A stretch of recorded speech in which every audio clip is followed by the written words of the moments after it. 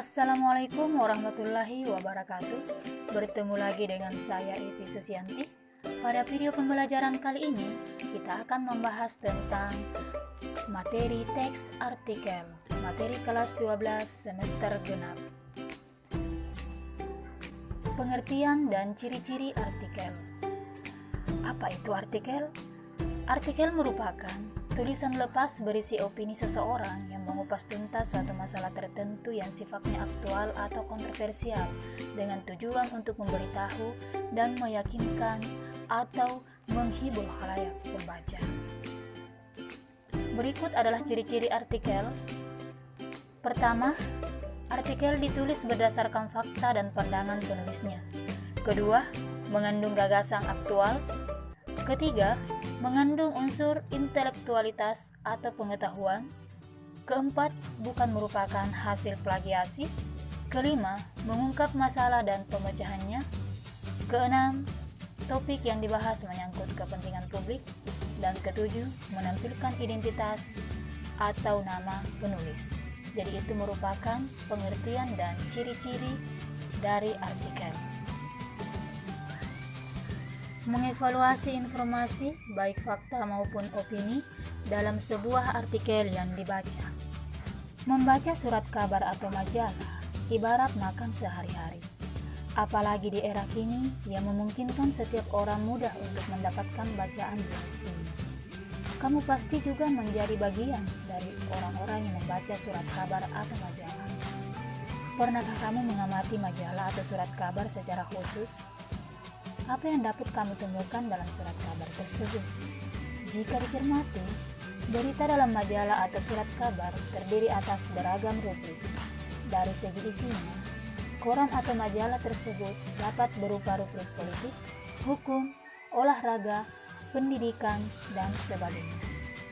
Dari segi bentuknya, ada surat kabar, ada surat pembaca, kolom, profil, opini, dan editorial. Salah satu rubrik dari surat kabar atau majalah yang akan kalian pelajari pada pelajaran ini adalah artikel opini. Artikel bertujuan untuk meyakinkan, mendidik, atau menghibur pembaca. Di dalam artikel terdapat fakta dan opini.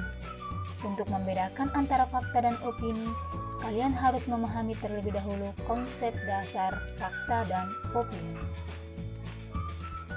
Di dalam artikel majalah atau surat kabar, kamu akan menemukan fakta dan opini yang disajikan secara beriringan. Oleh karena itu, kamu harus cermat agar dapat membedakannya. Berikut adalah pengertian dari fakta dan opini.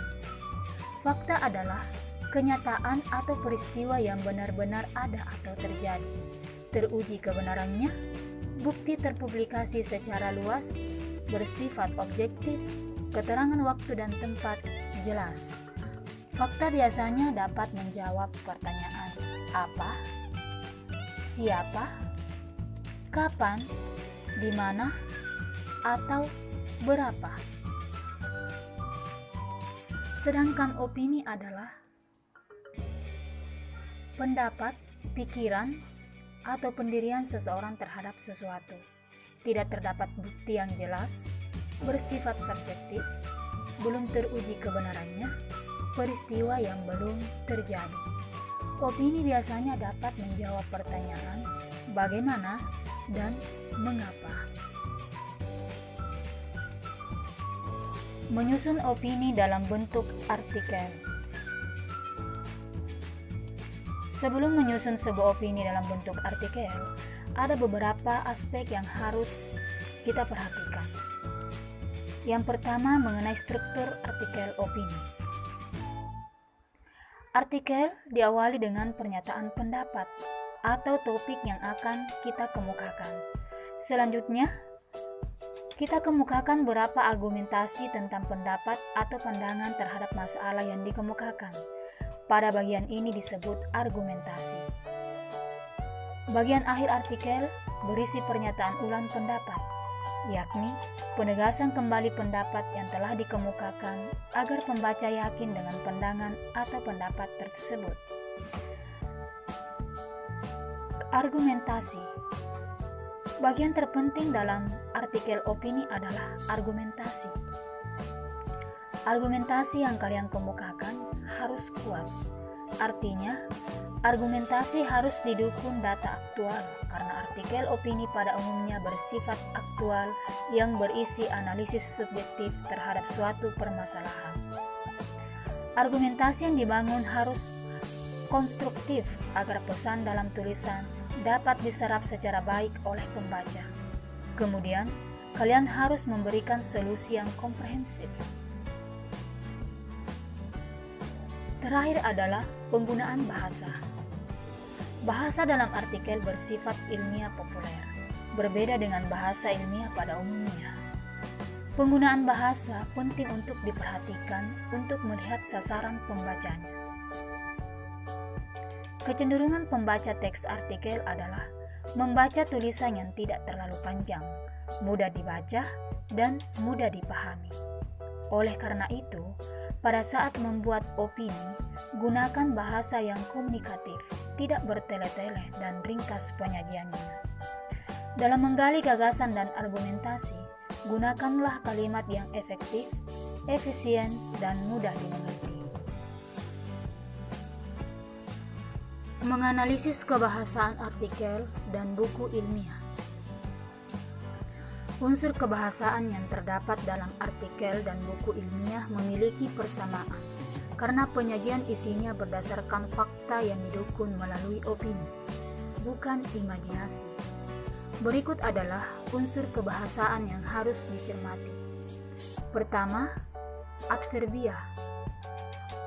Adverbial adalah bahasa yang dapat mengekspresikan sikap eksposisi.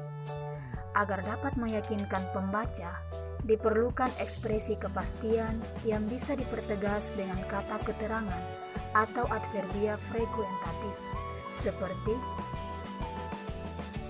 sangat, lebih, tidak, selalu, biasanya, sebagian besar, sering, kadang-kadang, dan jarang.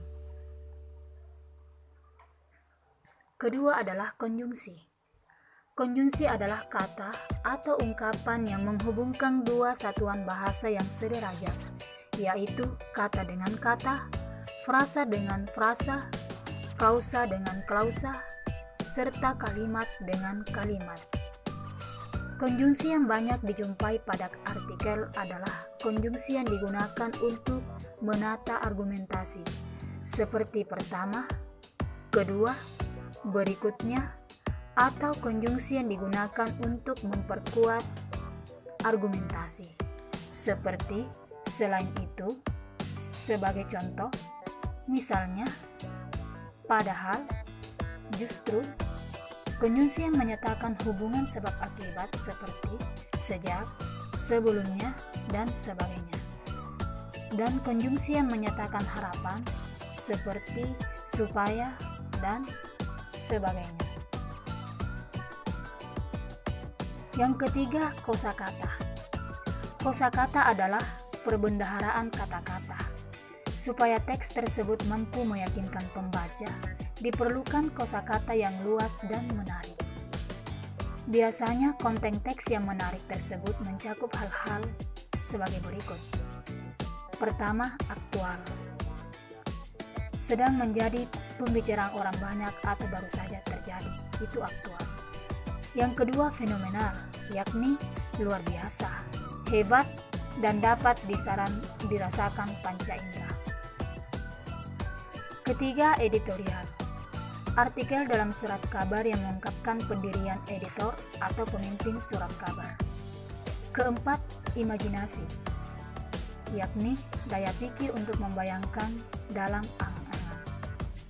Kelima, modalitas, yakni cara pembicara menyatakan sikap terhadap suatu imajinasi dalam komunikasi antar pribadi. Keenam,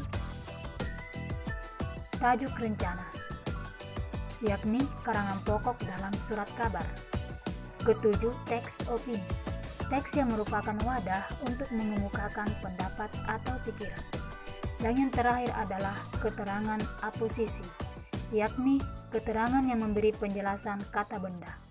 jika ditulis keterangan ini diapit tanda koma atau tanda pisah atau tanda kurung. Mengonstruksi artikel berdasarkan fakta.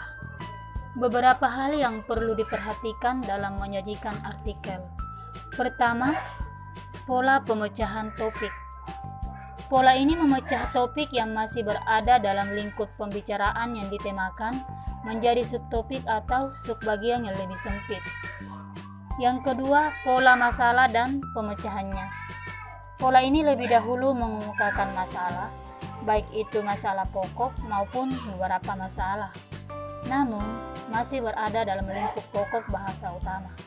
Selanjutnya, dianalisis sesuai dengan pendapat pakar atau ahli terkait dengan bidang ilmu yang bersangkutan. Yang ketiga, pola kronologi. Pola ini menyajikan artikel sesuai dengan kronologi, urutan, kebersinambungan, keberlanjutan, bagaimana sesuatu itu terjadi, dipaparkan secara runtut dan runtut.